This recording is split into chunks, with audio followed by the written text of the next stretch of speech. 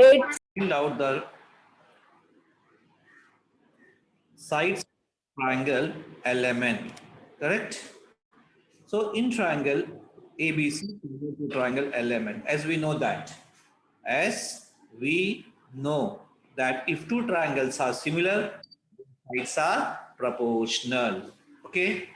So we have to take the ratio, we have to substitute the values, and then by transposition we can find the values of the remaining sides. So we will get side LM, that is 4.5, side MN, that is 4.8 centimeter, and side LN, that is 2.6 centimeter. And we have to draw the construction. Is it clear? Okay. Now, if the two triangle, see how the construction will be separated. Here the construction is separated because both are of different name. But in the second question, in the question PQR and LTR, R is common in both the triangle. R is common in both the triangle. In triangle PQR, PQ is 4.2 centimeter, QR is 5.4 centimeter, PR is 4.3 centimeter. Construct triangle PQR and triangle LTR. In this triangle, R is common in both the triangle. So here, both the separate triangle will not form, but a common vertex will be there. That is R, such that PQ upon LT is 3 upon 4.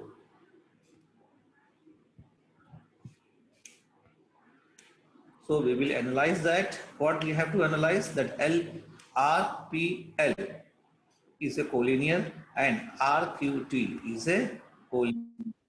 As we know that triangle PQR similar to triangle LTR. If the triangles are similar, the corresponding angles will be congruent. So triangle PRQ congruent to triangle LTR. Okay, this is rough diagram. You can see here. Now PQ upon LT is equal to QR upon TR is equal to PR upon LR, corresponding sides of similar triangle. Okay, we know that PQ upon LT is given 3.4. So which we are revising. After this we will see the video of the construction. Okay. Okay. So from 1 and 2 we will get sides of LTR are longer than the corresponding sides of triangle PQR. These are the steps of construction. You've seen this point. So there is, without wasting our time, let's see the steps of construction. First of all, we have to draw triangle PQR because its measures are given. Then we have to draw ray RS, making an acute angle with the side RQ. Correct? In the second point, we have to take a convenient distance of same length on the compass and we have to mark 4 arc. That is R1, R3 and R4. Their distance between them should be same. Okay. Now we have to join R3Q, draw the parallel to R3Q. That parallel is very important because while drawing the parallel, there the student fails to draw the parallel line. So that is very important point that you have to give more concentration. Okay. Draw again a parallel line to side PQ through T. Name the point of intersection of this line and ray RP as L. Triangle LTR is the required triangle similar to triangle PQR. See the construction, how it look. Okay. So you are ready to see the video.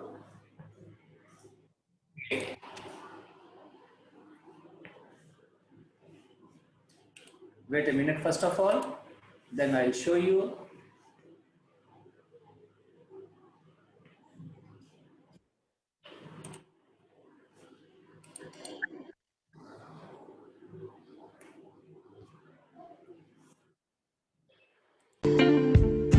Welcome to this session of geometry, and today we will look at how to construct a similar triangle.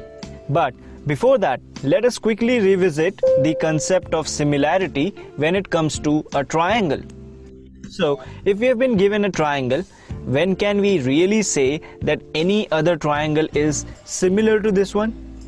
We have learned in our previous session that it happens whenever corresponding angles between them are same and corresponding sides are in the same ratio. And as long as these criteria are satisfied, size of the triangle won't matter. It can be bigger than the given triangle or smaller or even an exact photocopy, right? And also, it won't make a difference if we, let's say, rotate this similar triangle in any of the direction, because these criteria will remain the same no matter what. But in today's session, we are going to do something different.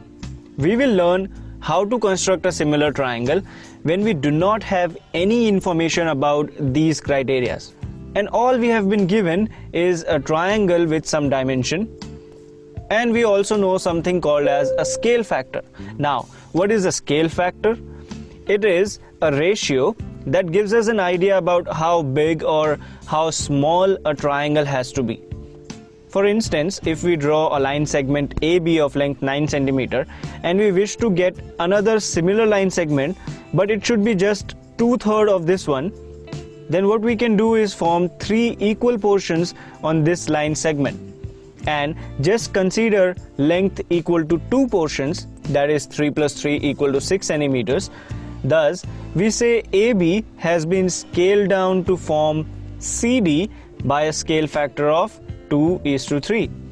But did you notice when we consider 2 equal portions, the line segment AB actually gets divided in a ratio of 2:1. So this is where we have to be careful. We should not make any mistake while dealing with these two kinds of ratios, because scale factor only indicates about the size, whereas the other one is only a dividing ratio. In the same way, if we consider triangle ABC, then sides AB, BC and AC are just like line segments. And if we divide each of them in a ratio of 2:1 and use only these 2 portions from each of the sides, then we'll be able to construct a new triangle, which will be just 2/3 of this given triangle. And naturally, it will be smaller in size. So this is the logic we will be using in this session. So for the construction of a similar triangle, we will have certain requirements. The first requirement will be a compass, which is the name for a geometrical instrument. Do not confuse it with the one we use for following directions. And we will also require any kind of instrument that will just help us to draw straight lines, and it will not have any markings on it. For example, a straight edge. So now let us go step by step and understand all the steps of construction. First of all, we have to consider any side of the triangle to be divided first. Just for the convenience sake, I am taking the side BC. But we cannot directly start dividing the side BC in 3 equal parts, because remember, we only have to use the compass and not a measuring scale. So in such a case, we can't take a risk of dividing BC inaccurately. And since geometrical construction is all about drawing accurately, so we'll have to take appropriate measures. So instead of directly initiating construction on a triangle, we will draw a ray, and this will be our step number 1. Draw a ray from any of the vertex of the triangle. So let's say in this case I draw it from vertex B, and on this ray we will start the construction we intend to do. Now please note, this ray has to be at a shorter distance from the side BC, which means the angle between them should be small. Now this is a crucial point to remember, because later we'll try to connect this ray BX with the side BC by some lines, and that proves to be easy and convenient when the ray is closer to the side BC.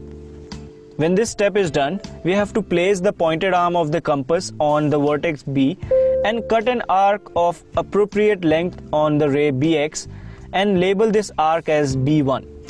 Now this length on the compass can be of any measure as per our convenience, okay? So whatever measurement you choose, maintain the same on your compass and place it now on B1. And now cut an arc and label it as B2.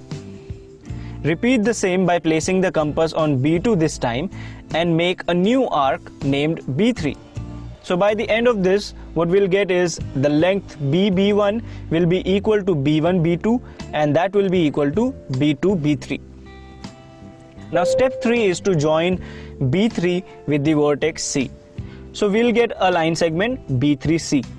And since we want to isolate two equal parts, we should even draw a similar line segment from the point B2. Now you guys tell me, can I draw it like this or like in any other direction? No, it won't be correct, because that way we can see the side BC of the triangle doesn't really get divided in a ratio of 2:1 that we intend to divide it into, right? So we have to be cautious, particularly while drawing this line segment from the point B2. It should be done in such a way that it proves to be parallel to B3C. And for that, all we have to look into is the angle between the ray BX and B3C, and maintain the same angle over the point B2. Now, it would be really easy to do that with the help of a protractor or any other instrument that readily measures an angle, right? But yet again, I should remind you, we just have to use a compass and nothing else at all, even for this purpose. And that's where lies our real challenge and the trick. So let me show you how we can do it. Draw an arc of appropriate length with the compass from point B3 so that it cuts the ray BX and B3C. Repeat the same on point B2 by keeping the same measurement on the compass. Now come back to the arc we made earlier from B3 and measure the length of the arc from the point it touches BX to the point it touches B3C. Now keep the same measurement intact on the compass. Cut another arc on the arc we made from the point B2. And now, with the help of a straight edge, if we join B2 with this arc intersection and then further extend it to touch the side BC, say at point D, then not only will this line segment B2D will be parallel to B3C, but also the side BC now has been divided in a ratio of 2:1.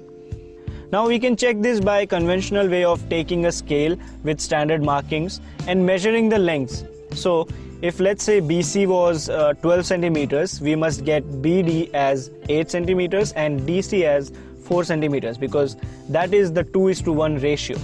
Okay.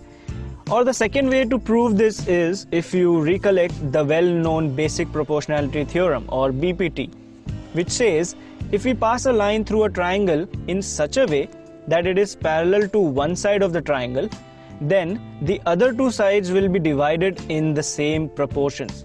And if you notice, that is exactly what is happening here. If we consider B3C as one triangle, then the line segment B2D cuts this triangle in such a way that it's parallel to the side B3C. And if we take the ratios of these divided sides of the triangle, what we will get is a ratio of 2:1, which means we have successfully secluded two equal parts on one side out of the three equal parts. Now, the last and the final thing that remains after dividing the side BC in a ratio of 2:1 is to divide the whole triangle in the same ratio. Believe me, this part is really easy. All we need to do is repeat step number 4 on point D, just like we did on point B2, and make a line segment parallel to the side AC this time by maintaining the angle between the sides BC and AC. And this way, we'll be able to divide even the side AB in a ratio of 2:1. And let's call this new point as E on side AB. So, can you notice this smaller triangle EBD within the given triangle ABC? This is the similar triangle that we were trying to obtain with the given scale factor of 2:3. And just in case if you'd like to try to see if really triangle EBD is similar to triangle ABC, then you can make use of a measuring scale and measure each side of both the triangles. I'm sure you'll find the length of each side of triangle EBD to be 2/3 of the size of triangle ABC. And that's the beauty of this construction. Even without really knowing the angles and the measurements of sides, we could find a way to construct a similar triangle accurately even then, with the help of instruments like compass and straight edge.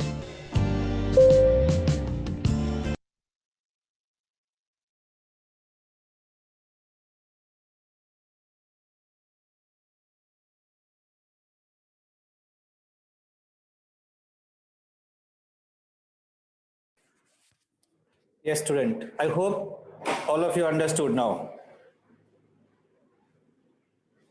Correct? Hello? Hope everyone understood. Okay? So let's start exercise 4.2. Exercise 4.2.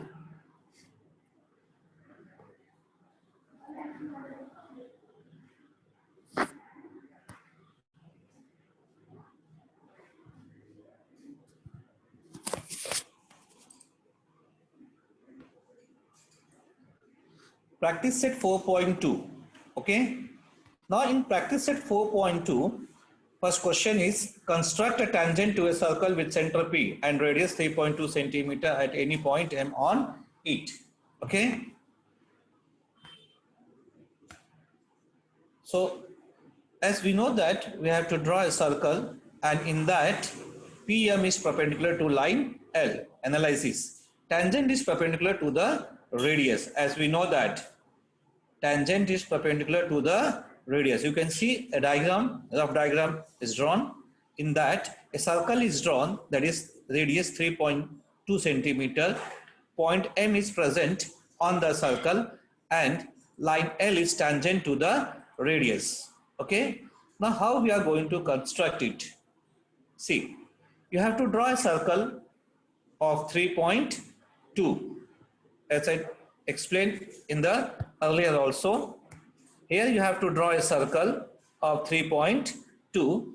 You have to take a point M on the circle, and then with the compass you have to draw an arc. Okay, both sides same arc. Is it here? And keep the compass on the arc and then draw another arc opposite to that, and again keep the arc compass here and cut that previous arc and then draw a line. So that line will be tangent to the radius. Is it clear? Sure? Okay, good. Let's see the next question to you. Draw a circle of radius 3.6 centimeter. Draw a circle of radius 3.6 centimeter. Draw a tangent to the circle at any point on it without using the center. This question is very important. Okay. We'll see the analysis first. As shown in the figure, line L is a tangent to the circle at point K. I will show the diagram also. STG segment BK is the chord of the circle, and LBAK is an inscribed angle. Angle BAK is an inscribed angle by tangent secant angle theorem.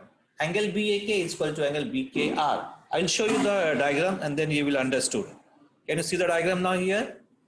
Angle BAK is equal to angle BKR. That is tangent secant angle theorem. Okay. Let's see the diagram. In that we have to draw a circle according to the given question. According to the given question. After drawing the circle, we have to take a point 3 point. Suppose you have taken 3 point A, B and K. You have taken 3 point A, B and K. The radius is given, that is 3.6. So you have to draw a circle of radius 3.6 and you have to take 3 point on that circle. Okay. Now join that point. So you will get a triangle in that triangle ABK. Correct? You are getting a okay. So when you get a triangle in that message, when you get the triangle in that, on that time, from the vertex A, draw an arc. From the vertex A, draw an arc, name it as PK on the side AB and AK, which cuts the arc, that name is P and Q. With the same arc, from K, draw another arc. Draw another arc. Label it as SR. Label it as SR. Now measure this distance from here to this. Okay.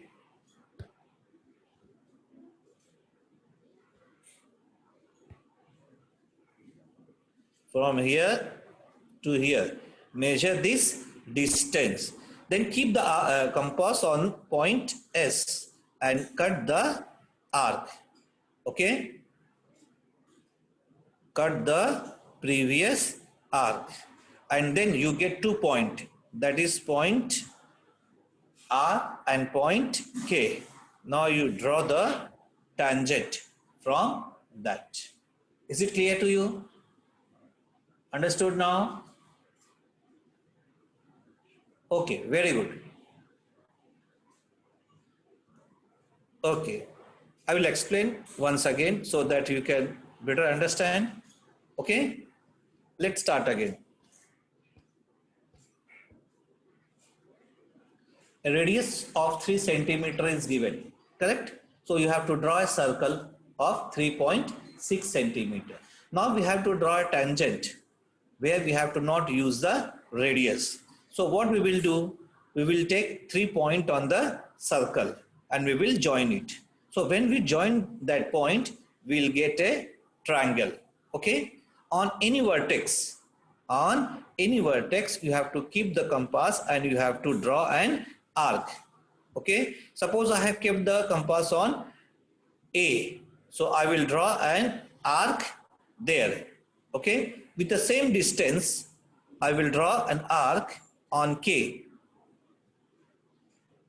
Okay. 2 arc I have drawn. Okay. 2 arc I have drawn. 1 arc when I kept the vertex on A and then on K. So 2 arc I have drawn. Correct? Now you have to measure the distance between P and Q. You have to measure the distance P and Q. Okay? With the compass. Same distance you have to keep here at point S and draw an arc. Once you measure the distance P and Q, then you have to keep the compass on S and you have to mark the previous arc. Okay? And then you got a 2 point now, that is R and K. So you have to join a R and K. You can extend also, that will be the tangent without using the radius. Okay? We have drawn a tangent without using radius. Understood now? Sure? All of you understood? Okay, good now. We will go to next question now. Draw a circle of radius 3.3 centimeter. So everyone can draw a circle of 3.3 centimeter. Then draw a chord PQ of length 6.6. Draw tangent to the circle at point P and Q. Write your observation about the tangent. Okay, let's see. Okay, we will see the analysis first. Segment OP perpendicular to line L. Tangent is perpendicular to the radius. As we have learned the theorem, tangent is perpendicular to the radius. Segment OQ perpendicular to line M. A rough diagram is shown to you. You can see it now. Again, I am reading the question so you understand the diagram. Draw a circle of radius 3.3. You can draw a circle of radius 3.3.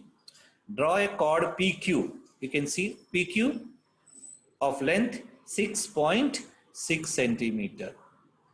Draw a tangent to the circle at point P and Q. You can see the point P and Q because the radius is 3.3.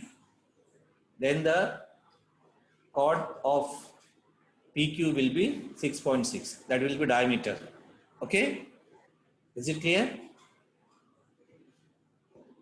Now, come to the perpendicular to segment OP and OQ at point P and Q respectively will give the required tangent at point P and Q. So, what is radius? That is 3.3. As we know that the diameter is what? Double of the radius. That is 6.6 centimeter. Okay. Chord PQ is the diameter of the circle. As I said, chord PQ is the diameter of the circle. The tangent through point P and Q, endpoints of the diameter, are parallel to each other. Okay. Now you can see the diagram here. Okay. Now you can see in this way also you can draw a tangent when the point is on the circle. You can draw a tangent when the point is on the circle. Correct? Like this way. So you can draw a circle first of all of radius 3.3 and it is said that draw a chord of 6.6. So we know that what we know, diameter is twice of radius. So 2 into 3.3 is 6.6. So we know that it is a diameter. So draw a diameter. After that, drawing the diameter, extend both the end. You can extend the diameter. Okay. Now take 2 points at point P. You can take a point P here, you can take a point Q here. Now from point P, draw an arc with the same distance. Okay. Now keep the compass on this arc and cut on both sides, up and down. Now reverse it. Keep the compass on the opposite arc and cut the previous arc and join a line. Okay, join a line. In this way or in similar way, you can construct a tangent from the point Q. Okay, understood up to here? Sure. Okay, very good. Very good. Now we will see question number 5. Okay, we will see question number 5. Draw a circle with radius 3.4 centimeter. Draw a chord MN of length 5.7 centimeter in it. Construct tangent at point M and N to the circle. We will see the analysis. Segment ON perpendicular to line L. Segment OM perpendicular to line M. As we know that tangent is perpendicular to the radius. Okay. The perpendicular to segment on N, ON and segment OM at point N and M respectively will give the required tangent at point N and point M. You can see the diagram also. This type of diagram we will form. Now here we are drawing the tangent by using the radius. By using the radius, okay? Because here it is said, draw a circle with radius 3.4 centimeter. Is it clear? Let's see the construction. How we are going to construct it. Okay. First of all, you have to draw a circle of radius. What is the radius now? Tell me. Yes, that is 3.4 centimeter. So you can draw a circle of radius 3.4 centimeter. Now O is the center. We have to mark the center. Name of the center is O. Now you can draw, and it is said that 5.7 centimeter chord we have to draw. What is the chord? 5.7 centimeter means chord MN of length 5.7 centimeter. With the help of compass, mark 5.7. Okay. With the help of compass, mark 5.7, and then what you are going to do? Keep one point. Let that point is M. Let that point is M. And then suppose you have kept your compass here, correct? Here. And then you have to cut it like this way. Okay? Again, I'm telling you, suppose this point is, you have kept the compass here, that point we have labeled as M. And then 5.7 you have marked, correct? So cut the circle where it cuts the circle that label that point N. Now join it. So you will get a chord MN, correct? Now from point O, draw a radius and extend it. Again from O, draw radius through the point N. While drawing the radius, you have to go through the point N. Now you have to draw a perpendicular. As you know that to draw a perpendicular when the point is on the line. Okay. So again you have to draw the arc this side and this side, correct? And from that arc you have to draw another arc, one up and one down. From that arc, which arc? This arc. From that arc you have to draw, you have to cut that previous arc, and then you have to draw a tangent. Is it clear? Now similar way you have to draw at point N. Okay.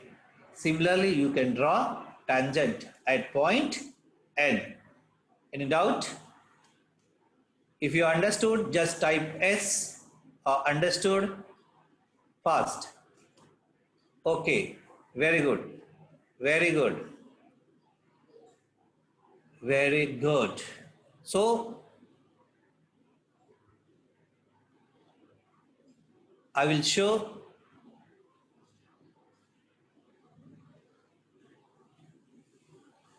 draw a circle with radius 4.1 centimeter. Construct tangent to the circle from a point at a distance 7.3 centimeter from the center. So here the point is outside the circle, correct? Here the point is outside the circle. Now in this construction, before solve this construction, I will show you a video to you.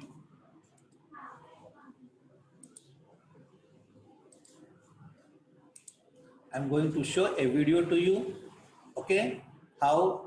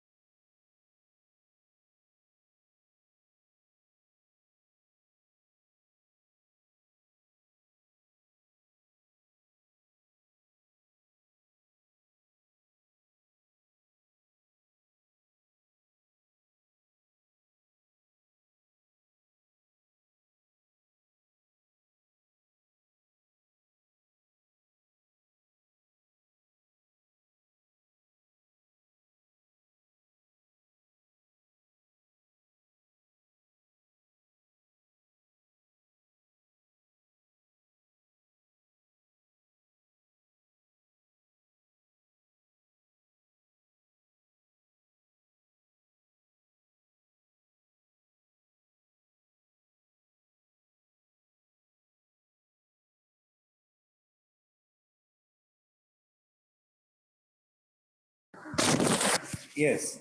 Now we have seen that a tangent is drawn without using the radius, correct? Now we will see and the tangent when the point is outside the circle.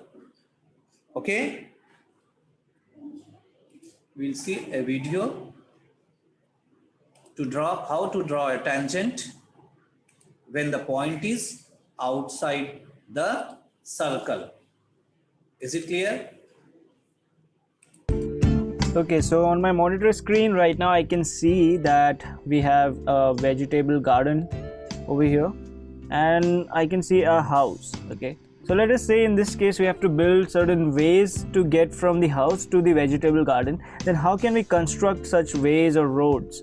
So let's say to enter this vegetable garden there are 4 gates mainly. There is gate number 1 and 2 right in the middle, and gate number 3 and 4 right on top and bottom.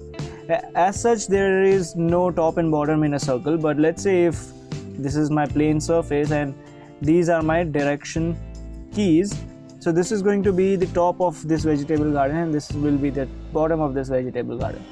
Now if I have to enter the vegetable garden right from gate number 1, then I can build a straight road from my house to gate number 1, and even we can extend this road right from gate number 1 and connect to gate number 2 as well. Now what about gate number 3 and 4? Okay, so if I construct a road something like this from gate number 3 and another straight road to gate number 4, and then maybe divert those roads towards my house, then yeah, I can say that I can enter the vegetable garden not just from a straight road but even from these roads. Let's name them road A, then the middle one is road B, and the down one is road C, let's say. Now if I carefully notice, my vegetable garden is actually in a form of a circle, correct? And this house that is located somewhere over here is actually like a point that is outside the circle. So if you see, road B starts from the house and it passes through gate number 1 and it touches gate number 2.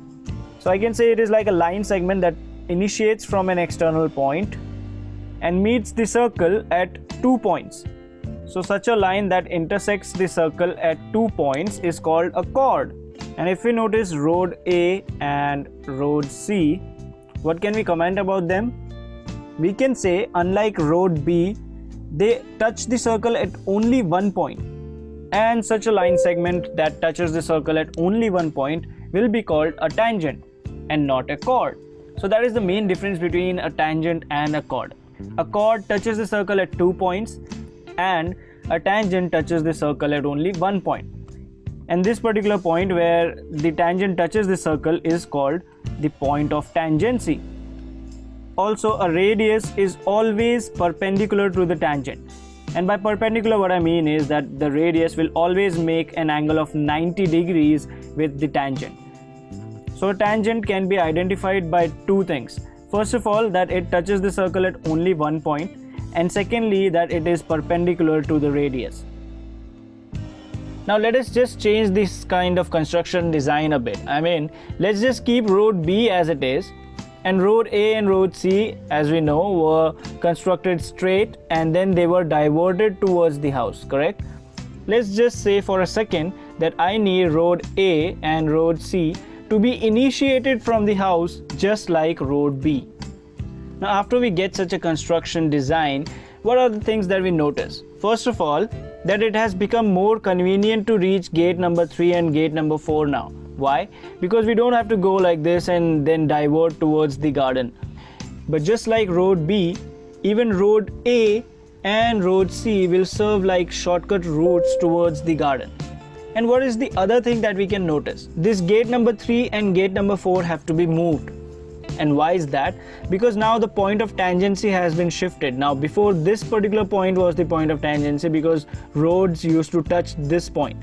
Now in this new scenario, gate number 3 has to be constructed like this and gate number 4 has to be constructed over here.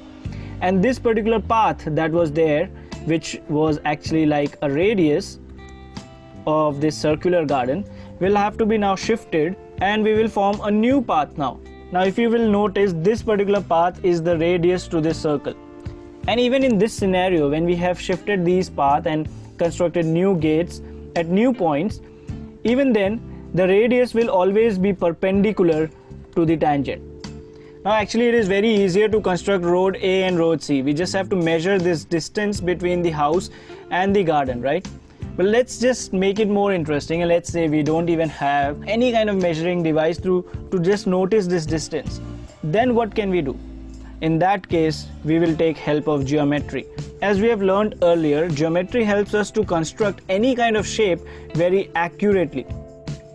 And before we start this construction, let me just give you the main idea behind the construction.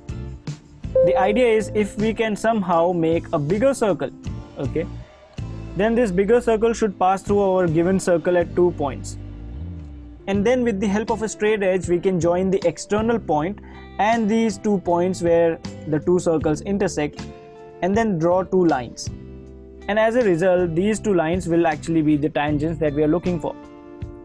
So now let us go step by step and learn how do we construct such bigger circle from an external point so that we get 2 tangents. So step 1 in this kind of procedure would be, from a given circle, if this is the center, then first we have to join the center to the external point with the help of a straight edge.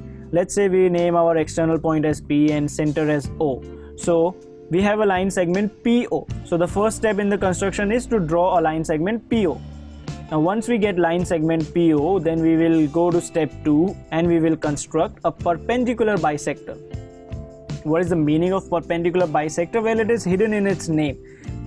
Perpendicular obviously means that there is an angle of 90 degree that is involved. So this line will actually form an angle of 90 degree with our line segment PO.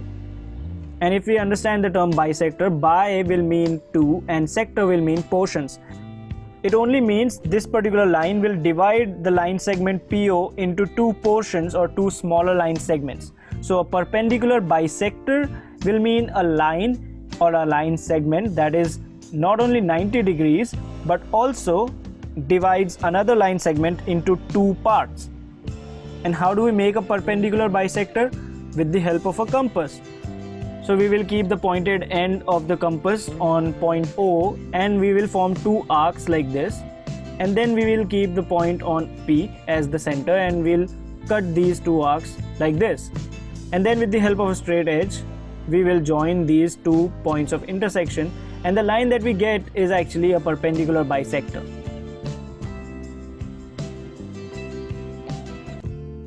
But what can we achieve by constructing a perpendicular bisector? Then we can consider either PM or MO as the radius and we can form another bigger circle. Let us see how do we do that. And once we construct a bigger circle, we know that it will intersect our given circle at 2 points. And now we know what has to be the next step. We have to join our external points with these 2 points of intersection. And when we will do that, we will finally get 2 tangents. And they will be tangent PA and tangent PB. But how do we really know if it is a tangent? Well, then we will have to look out for its characteristics. First of all, it should touch our given circle at only 1 point. So we can see our first tangent touches the circle at point A and the second tangent touches the circle at point B. The second characteristic we learned is that this tangent should be perpendicular to the radius of our given circle. That is, it should form an angle of 90 degrees. So how do we prove if these tangents form an angle of 90 degrees with the radius of our given circle? Any circle can be actually divided into 2 semicircles. Now if you carefully notice this bigger circle, there are actually 2 semicircles in this bigger circle, right? So let us consider first the upper semicircle. And do you recollect one very important property of semicircle? Yes, the property which says that a diameter of the semicircle subtends an angle of 90 degree on the circle. So if we go to see PO, which is our line segment, is actually the diameter of the bigger circle or the diameter of the semicircle. So if you go to see, this diameter has subtended an angle of 90 degrees at point A, and if you notice the other semicircle, even there the diameter subtends an angle of 90 degree at point B. So that actually really explains the reason of making a perpendicular bisector and forming a circle which will touch this external point and also touch the center of the circle.